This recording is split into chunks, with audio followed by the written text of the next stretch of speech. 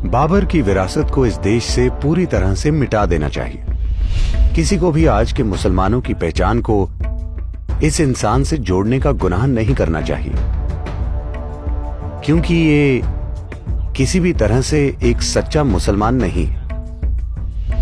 श्री राम ने कभी ये दावा नहीं किया कि वो हिंदू हैं, लेकिन आज वो इस देश में एक आइकॉन है, क्योंकि उनकी वजह से सही तरह के गुण फैल रहे हैं जो दुनिया में महान सभ्यताएं बनाने के लिए जरूरी है।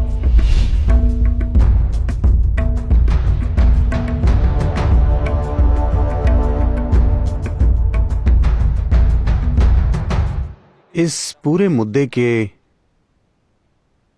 दो अलग अलग आयामों को समझना और कोई निर्णय लेने से पहले सावधान होना इसलिए जरूरी है क्योंकि राम 6000 से ज्यादा साल पहले हुए थे। उन्होंने क्या किया और क्या नहीं किया, दक्षिण भारत में इस पर काफी चर्चा होती है। उत्तर भारत में इन चीजों पर चर्चा नहीं होती, वो बस उनकी पूजा करते हैं। दक्षिण भारत उन पर कुछ चर्चाएं करता है, लेकिन 6000 साल पुराना आइकॉन जिन्होंने लोगों को पवित्रता की दिशा में, सच्चाई की दिशा में और आपस में करुणा रखने की दिशा में प्रेरित किया है, वो भी हजारों पीढ़ियों को। आपको इस आइकॉन से छेड़छाड़ नहीं करनी चाहिए। इससे फर्क नहीं पड़ता कि ऐतिहासिक रूप से क्या सही है और क्या गलत, क्योंकि वास्तविकता तो कोई भी नहीं जानता। हर कोई बस वही सामान्य कहानी जानता है कि वो कहां गए, क्या हुआ, उनके जीवन में क्या घटनाएं हुई थी, उन्होंने क्या किया, उन्होंने ऐसा क्यों किया। आप इसका विश्लेषण नहीं कर सकते, आप उनके मनोरोग चिकित्सक नहीं हैं।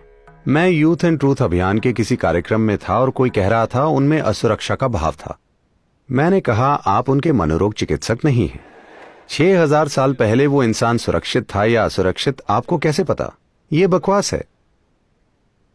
लेकिन वो एक आइकॉन है जिन्होंने पीढ़ियों तक लाखों लोगों को प्रेरित किया है। आपको उससे छेड़छाड़ नहीं करनी चाहिए, क्योंकि मानवता को ऐसे आइकॉन की जरूरत है।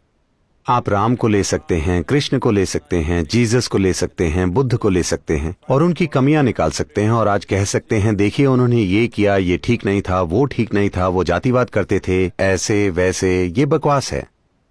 ऐसी चर्चा उनके बारे में उचित है जो आज दुनिया में मौजूद है। वो 6000 साल पहले थे।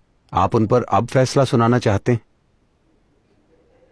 नहीं, वो मानवता की मदद कर रहे हैं एक आइकॉन के रूप में। आपको इस आइकॉन से छेड़छाड़ नहीं करनी चाहिए। वो किस बात के आइकॉन है? वो स्थिरता के आइकॉन है। वो जल्दबाजी में कदम नहीं उठाते। जब कदम उठाना होता है तो वो निर्णायक कदम उठाते हैं, लेकिन किसी बात पर प्रतिक्रिया नहीं देते। वो सचेतन होकर काम करते हैं। युद्ध हो तो वो युद्ध करेंगे और समर्पण करना हो तो समर्पण, राज्य छोड़ना हो तो राज्य छोड़ देंगे, लेकिन सब कुछ चेतना में और संतुलित तरीके से। इसी वजह से आज हम उनकी पूजा करते हैं, क्योंकि उनमें आजादी है जीवन के नाटक से गुजरने की। उनके जीवन में हद से ज्यादा नाटक है, लेकिन वो उससे सहजता से गुजरते हैं, वो भी बिना किसी प्रतिक्रिया के।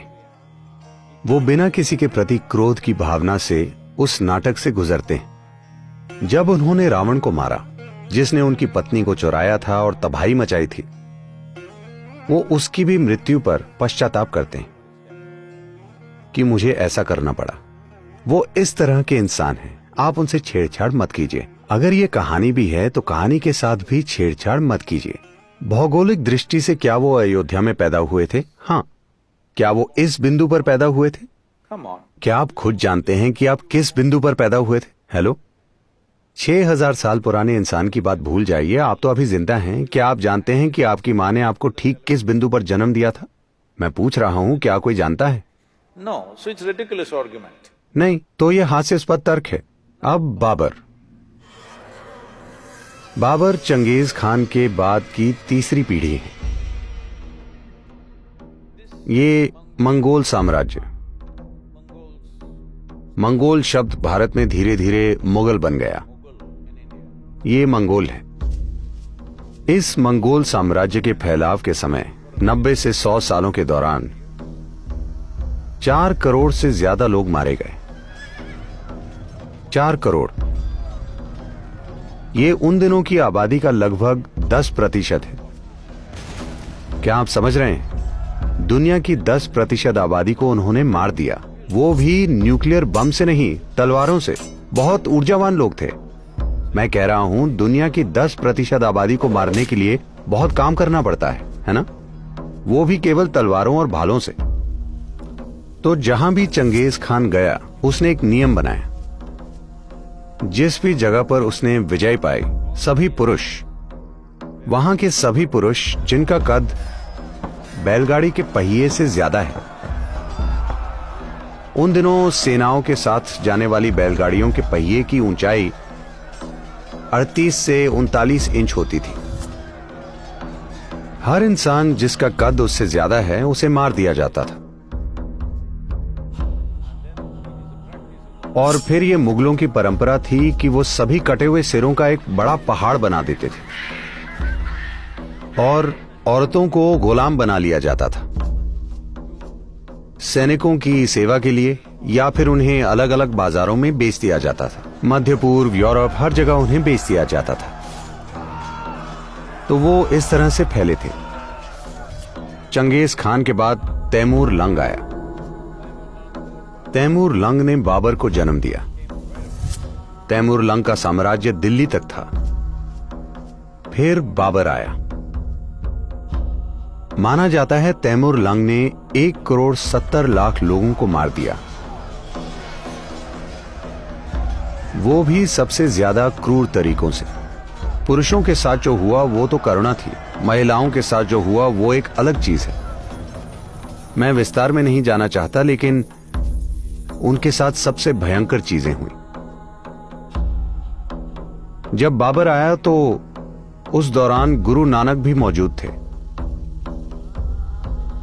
गुरु नानक एक बहुत ही शांत, बिल्कुल प्रतिक्रिया न करने वाले और एक आत्मज्ञानी मनुष्य थे।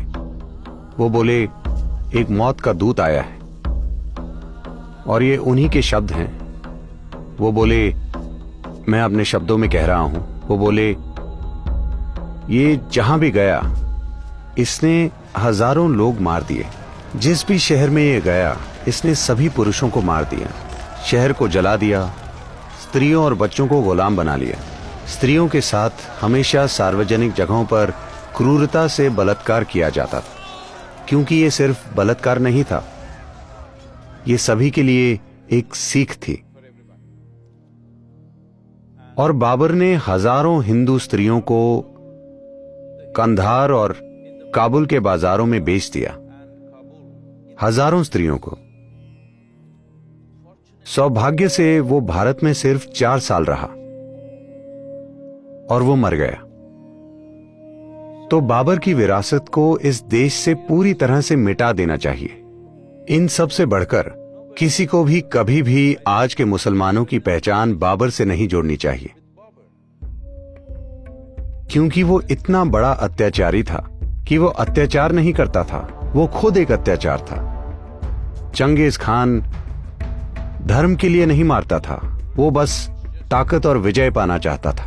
तैमूर लंग भी काफी हद तक विजय ही पाना चाहता था, पर उसमें थोड़ा सा धार्मिक रंग था। लेकिन बाबर ने चीजों को धार्मिक मायने देकर उनका बहुत शक्तिशाली तरीके से इस्तेमाल किया, और इससे उसे मारने के लिए और ज्यादा ताकत मिल गई, क्योंकि उसे लगा वो जिहाद कर रहा है। कई बार उसने मुस्लिम शहरों पर भी हमले किए, मुस्लिम आबादियों को भी उसने मारा। तो उसने धर्म का अपनी सहूलियत के हिसाब से इस्तेमाल किया, अपने हिसाब से। तो उसका मस्जिद बनाना धार्मिकता या भक्ति की वजह से नहीं था, ये प्रार्थना के लिए नहीं बनाई गई थी, ये भी शासन की स्थापना का एक तरीका था। चाहे वो हिंदू मंदिर हो या जैन मंदिर, उसने सब कुछ तोड़ा। उसने एक प्रमुख जैन मंदिर इसलिए तोड़ दिया क्योंकि वहां की गुफा में उन्होंने नग्न मूर्तियों की निकाशी की थी। तो उसने ये सुनिश्चित किया कि पूरा मंदिर ही नष्ट हो जाए। इस इंसान और उसकी विरासत को भुला दिया जाना चाहिए। किसी को भी अपनी पहचान इसके आधार पर नहीं बनानी चाहिए, क्योंकि इससे एक अच्छे भविष्य का निर्माण नहीं होगा। किसी को भी आज के मुसलमानों की पहचान को इस इंसान से जोड़ने का गुनाह नहीं करना चाहिए, क्योंकि ये किसी भी रूप में एक सच्चा मुसलमान नहीं है, ये किसी भी तरह का भक्त नहीं है, ये सबसे बुरी किस्म का तानाशाह है जिसने धर्म के नाम पर बहुत ही शक्तिशाली तरीके से खुद को असरदार बनाया। जहां कहीं भी वो गया, इससे उसे एक नए स्तर का अधिकार मिल गया जो चंगेज खान के पास नहीं था, क्योंकि उसने विजय पाने के लिए धर्म का इस्तेमाल नहीं किया था। तो ये अत्याचार हुए हैं। हमें इन चीजों को नहीं भूलना चाहिए, हमें इन्हें याद रखना चाहिए, लेकिन हमारे अंदर इसे लेकर कड़वाहट नहीं होनी चाहिए। हमें याद रखना चाहिए कि हमें यह सुनिश्चित करना होगा कि ऐसी चीजें दुनिया में कहीं भी फिर कभी ना हो। लेकिन अगर इतिहास की वजह से हम कड़वाहट पैदा करते हैं तो जानबूझकर या अनजाने में हमसे वही अत्याचार एक बार फिर से होने की गुंजाइश है। हमें लगता है प्रतिक्रिया अच्छी चीज है। नहीं, प्रतिक्रिया किसी भी भयंकर काम से किसी भी रूप में अच्छी नहीं है। दोनों एक ही चीज है। तो बाबर की विरासत जानी ही चाहिए। राम, उन्हें एक धार्मिक इंसान के रूप में मत देखिए, क्योंकि उन्होंने कभी नहीं कहा मैं हिंदू हूं। हेलो, क्या उन्होंने कभी यह कहा मैं हिंदू हूं?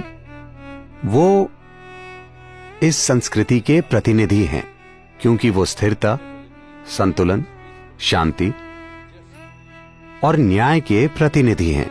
वो जहां भी गए उनकी यही कोशिश रही कि लोगों को न्याय कैसे दें। अपने राज्य के लोगों को न्याय देने के लिए वो खुद चरम स्तर के कष्ट और मुसीबतों से गुजरे। आपको इसी इंसान की जरूरत है। मैं चाहता हूं कि हिंदू और मुसलमान दोनों ये याद रखें। Ram never claimed he is a Hindu. Ram ने कभी नहीं कहा वो हिंदू हैं, लेकिन आज वो इस देश में एक आइकॉन है। हर किसी को इन्हें एक ऊंचा आइकॉन मानना चाहिए, क्योंकि वो सही स्तर के गुण फैला रहे हैं।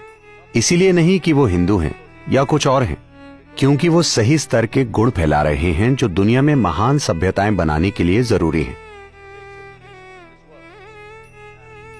और कई तरीकों से राम का समय एक प्रमुख बिंदु बन गया, जिस पर इन 6000 सालों में ये सभ्यता बनी।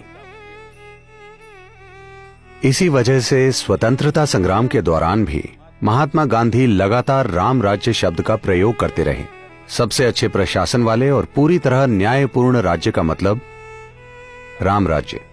आज भी जब हम राम राज्य कहते हैं तो हमारा मतलब होता है बहुत ही न्यायपूर्ण और उचित राज्य, ना कि शोषण वाला राज्य और ना ही तानाशाही वाला राज्य। और हम भारत को ऐसा ही बनाना चाहते हैं कि ये न्यायपूर्ण और उचित राज्य हो यहाँ रहने वाले सभी लोगों के लिए, ना कि तानाशाही वाला राज्य। तो उसके लिए आपको राम की जरूरत है।